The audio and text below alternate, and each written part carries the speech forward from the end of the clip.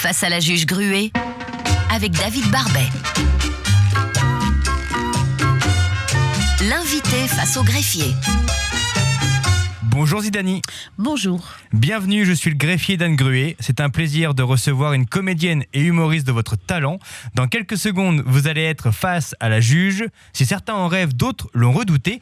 Comment vous sentez-vous avant de rentrer dans son bureau ?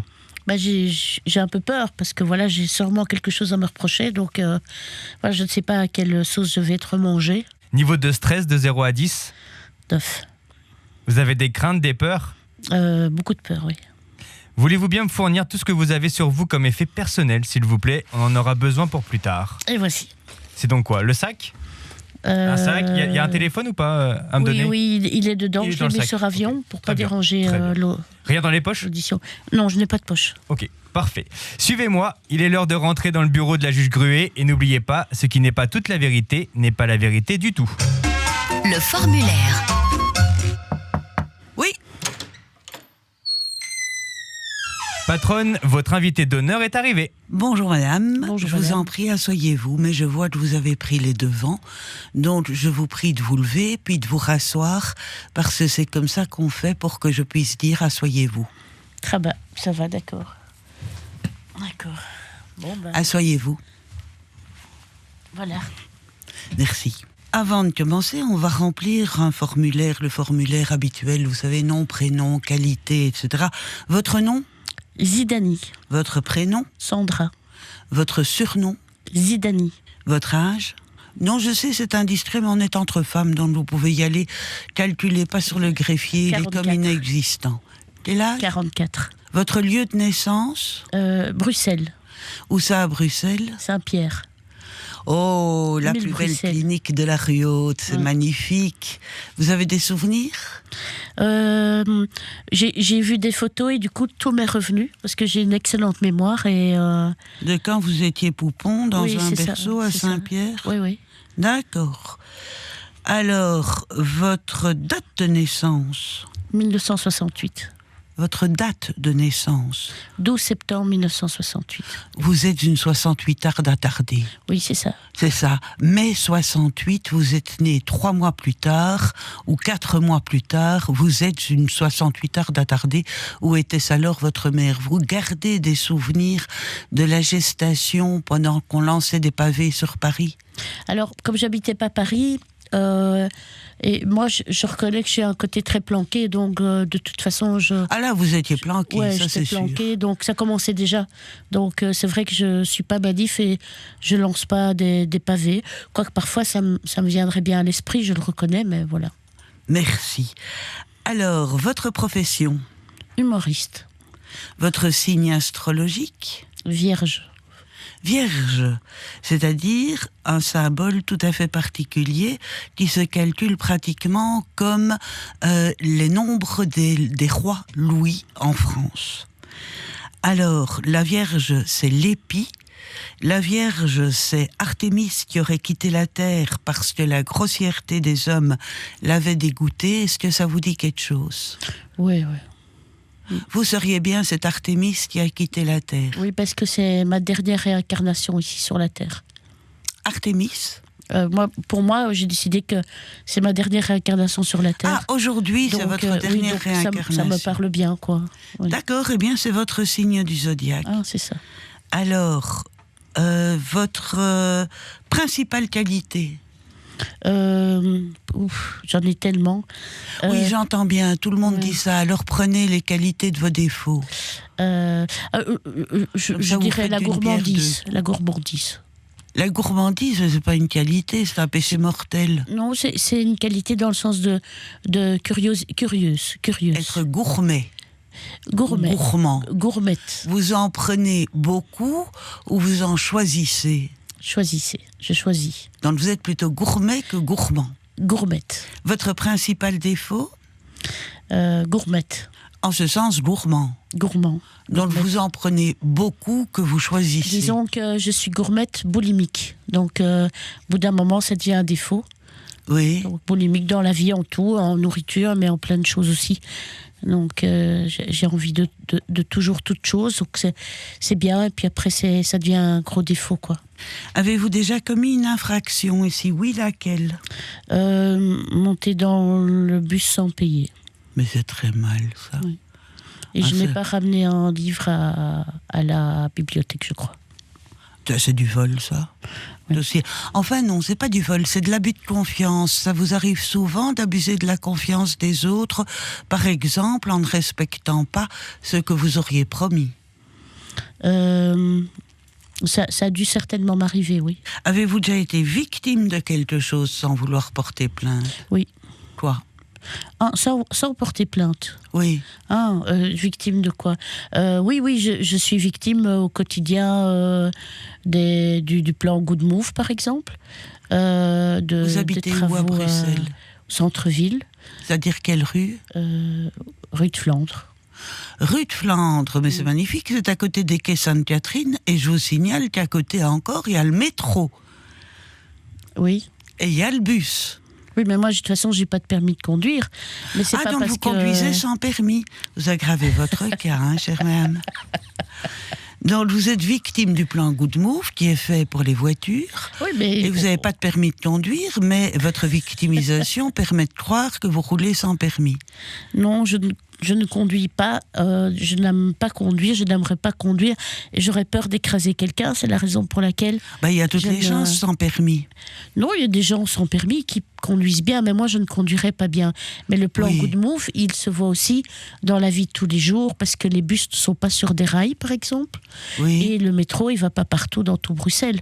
Voyez. D'accord, le bus 33 passe à côté de chez vous. Il est sympa. Oui. Très sympa, je trouve ça aussi. Il va au palais de justice d'ailleurs. Hein. Je sais. Oui, voilà. Je le prends pour descendre. Ah. Que pensez-vous du compte-rendu que je pourrais faire après notre entretien? Ça vous est personnel. Hein. Vous ne rentrez jamais dans le personnel de l'autre? C'est la peur de découvrir en l'autre quelque chose de désagréable, puisque vous avez dit que votre niveau de stress était de 9. J'ai menti, je crois.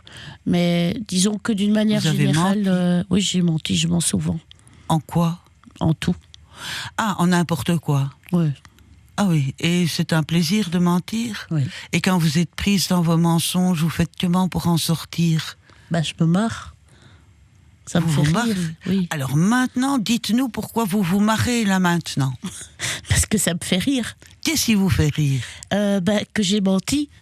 Par contre, il y a des menteurs. Par exemple, j'ai un voisin qui est un menteur et ça c'est vraiment un sale con.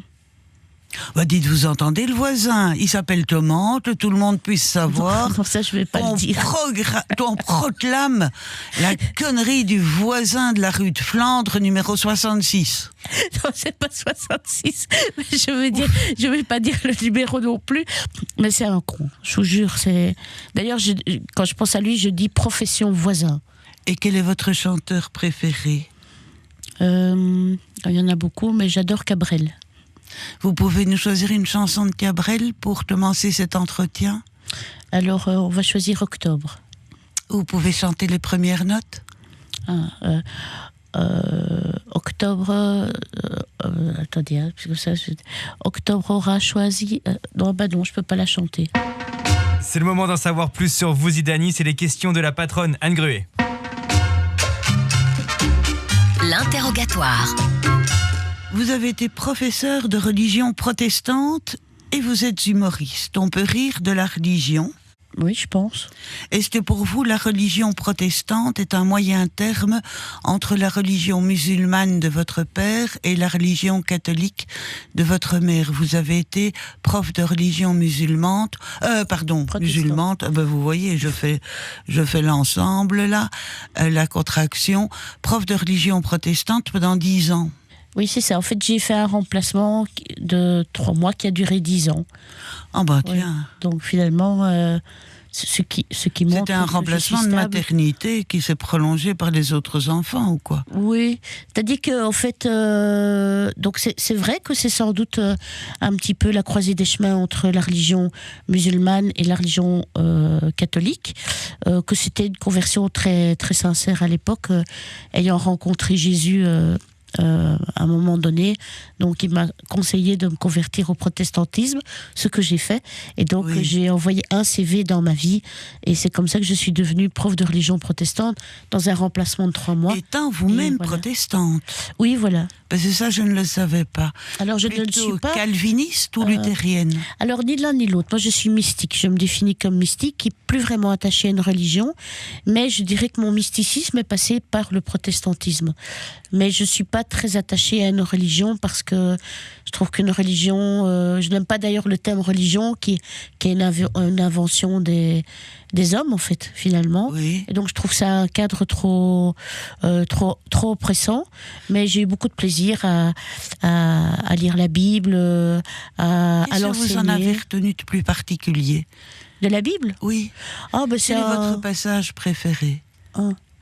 Quand je parle de l'Ancien et le Nouveau Testament, c'est-à-dire ce qu'on appelle la Bible. Alors, je crois que dans l'Ancien Testament, j'aime beaucoup Moïse qui en fait ne veut pas trop obéir à Dieu quand Dieu lui dit d'aller chez le Pharaon, lui dire qu'il doit libérer les Hébreux.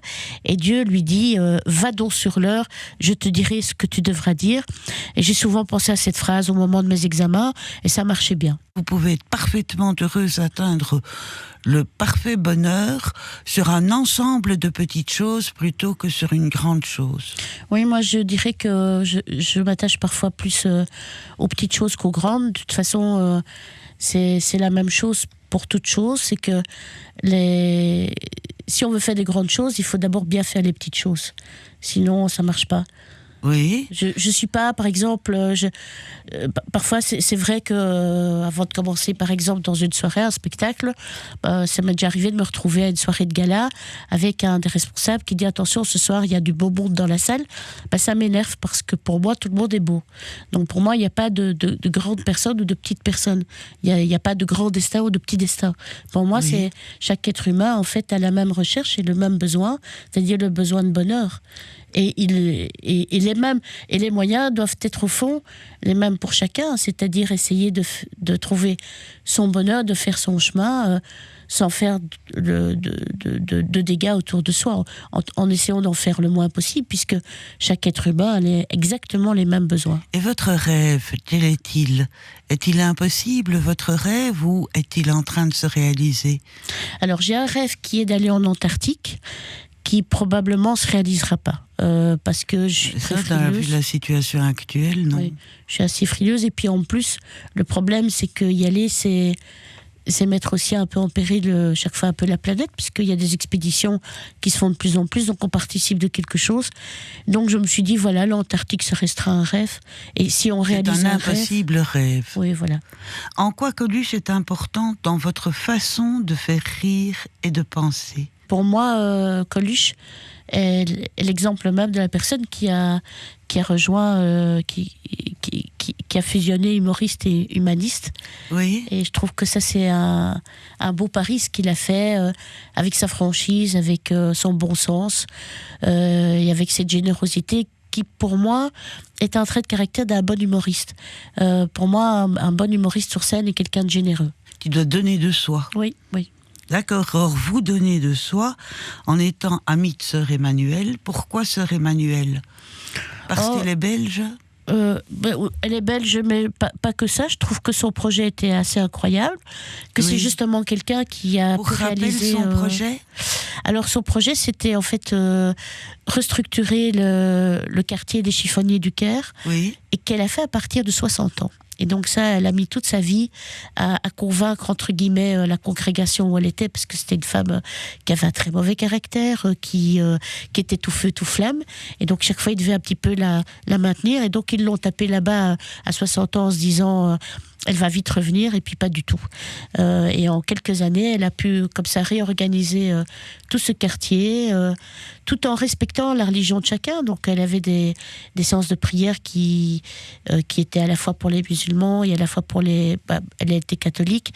Elle n'était pas du tout dans un prosélytisme particulier, elle était dans un échange. elle était par exemple très moderne. Elle était pour par exemple la contraception, parce qu'elle trouvait que voilà. Ah ben ça, les chiffonniers du Caire, effectivement. Mais c'est très moderne.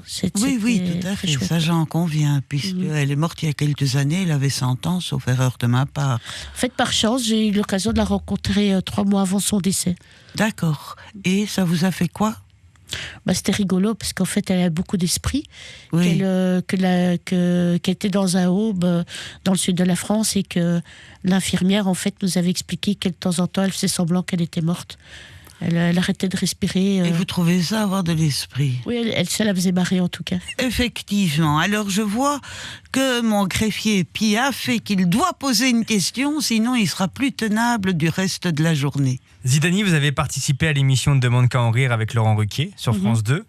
Est-ce que c'est un exercice que vous aimez faire ? Alors ça aussi c'est l'imprévu, c'est-à-dire que normalement je devais être produite par un producteur en France qui m'avait promis en fait de me produire pendant minimum 6 mois, 1 an, et on s'est engueulé sur l'histoire de l'affiche, ce qui était très bien, on se serait engueulé plus tard, mais donc je me suis retrouvée en fait sans boulot pendant les semaines à venir, et le lendemain de l'engueulade avec le gars, en fait l'émission On ne demande qu'à en rire, en tout cas les attachés de production m'ont téléphoné, m'ont demandé si je ne serais toujours pas intéressée, parce que la première fois j'avais dit non, et puis là, voyant que j'avais plein de temps devant moi, j'ai dit oui, parce que c'était un exercice très difficile, parce qu'en fait on devait écrire un sketch en 5-6 jours, et comme moi en plus chaque fois je passe par un autre personnage, c'est quasi une double écriture, et là aussi voilà, c'est l'imprévu, et je ne m'attendais pas à ça.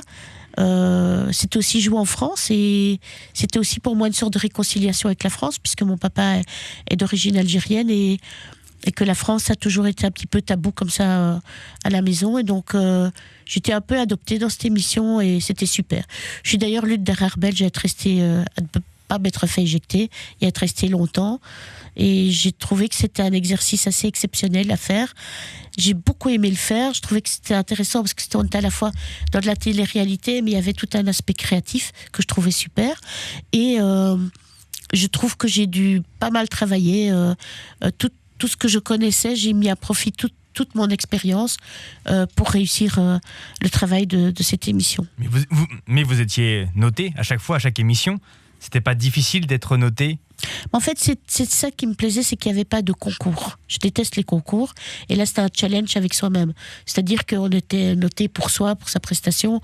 Et j'avoue que si ça avait ce côté stressant, une fois que je déposais le pied sur scène, enfin dans le petit plateau télévision, j'oubliais ça. Et puis voilà, c'était comme si j'étais en condition spectacle. Ce qui était parfois difficile, c'était parfois quelques camarades qui se faisaient méchamment égratigner ou éjecter. Mais en même temps, si on rentre dans une émission comme ça, la règle du jeu, elle est comme ça, il faut l'accepter. Sinon, il ne faut pas y aller. Est-ce que vous aimeriez, je vous demande, une chanson dont vous aimeriez que quelqu'un vous la chante ? Peut-être une chanson de Barbara. Et qui va me la chanter ? Parce que c'est ça aussi. Vous allez la chanter pour vous-même. À votre âge, vous êtes votre propre maman. D'accord. J'adore la chanson « Il pleut pour Nantes ». Voilà. Mais si vous pouvez chanter les quelques premières notes. D'accord.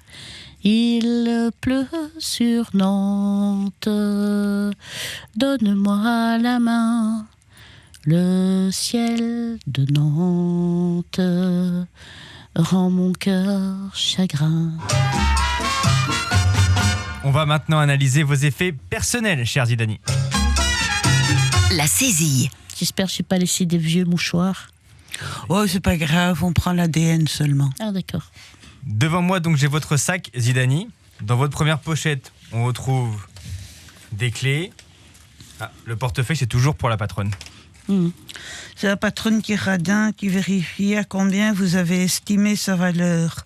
Alors, lourd, mais pas cher. On paye tout en cash, en carte maintenant. Alors, il reste de temps en temps un peu de pièces, alors on les met dans un petit porte-monnaie. Pourquoi faire ? Pour acheter encore en cash s'il faut. Il y a aussi une paire de clés.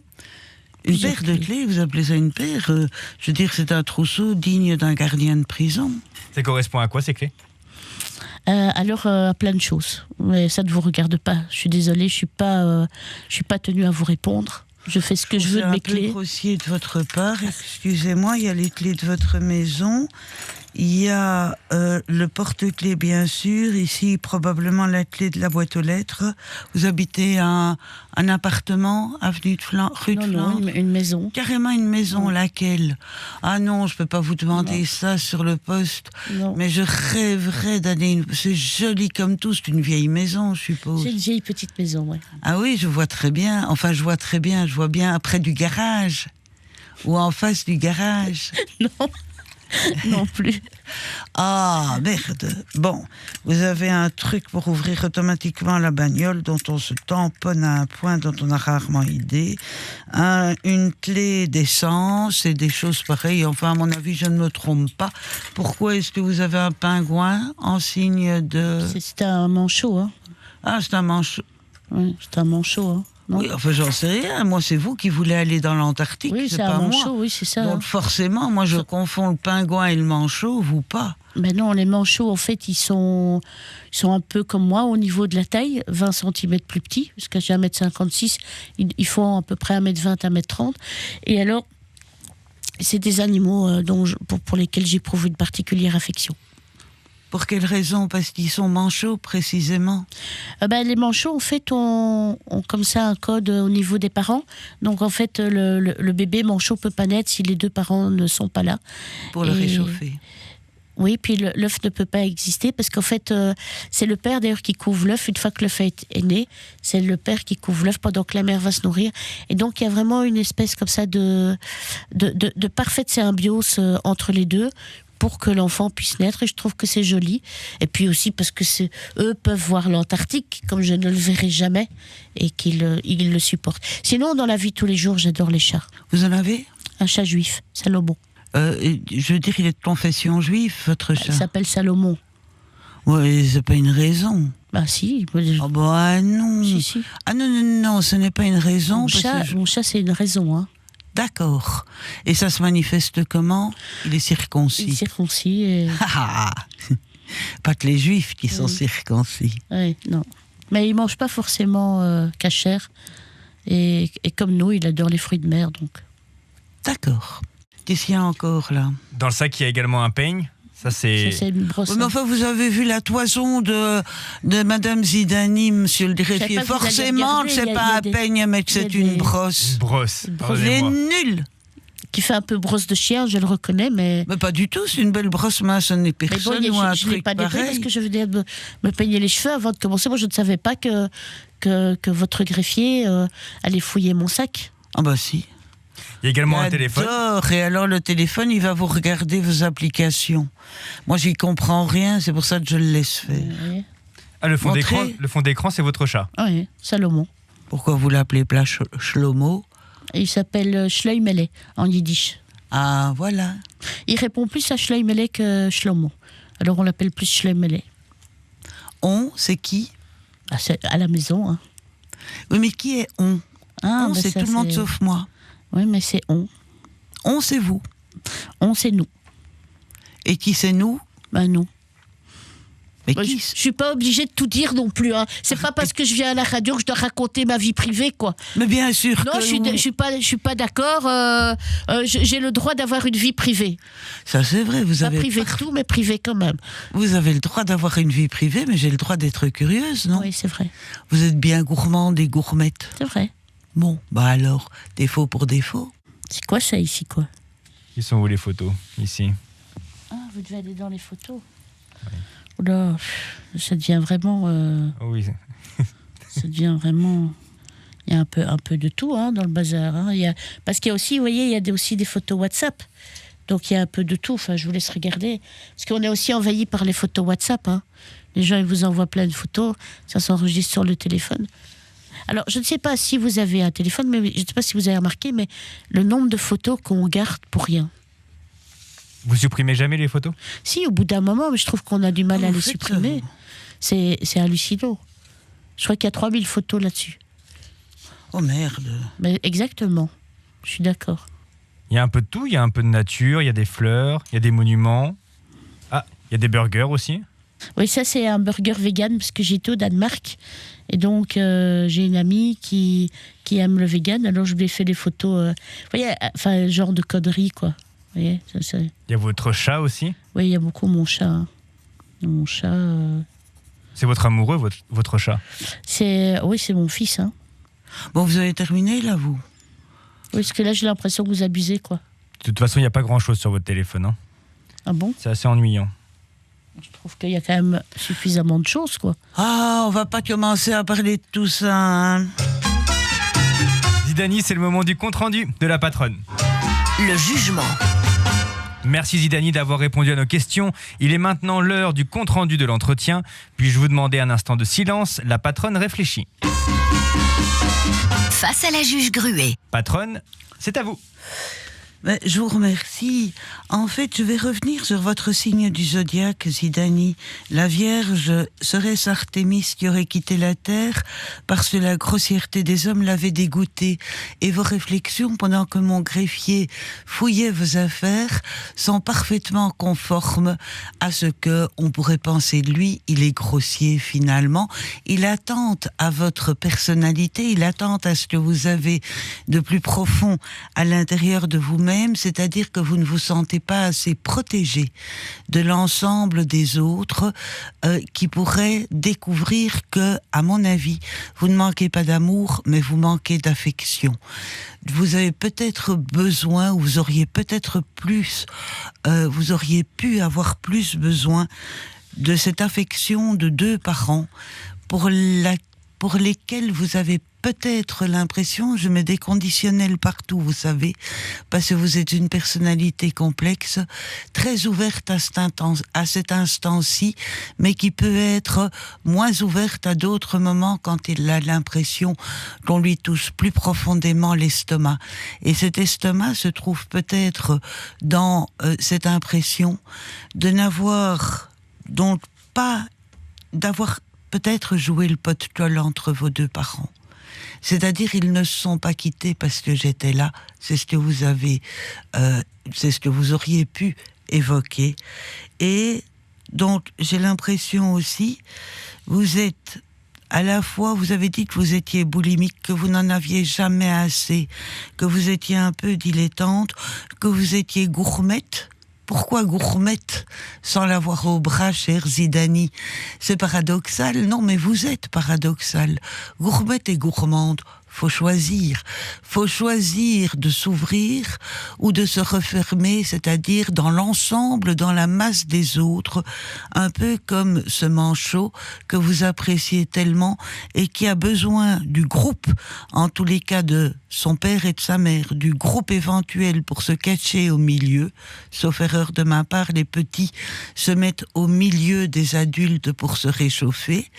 Et donc vous auriez besoin de ce public qui vient vous rendre votre unité, parce que sinon, elle pourrait être cassée ou attentée simplement.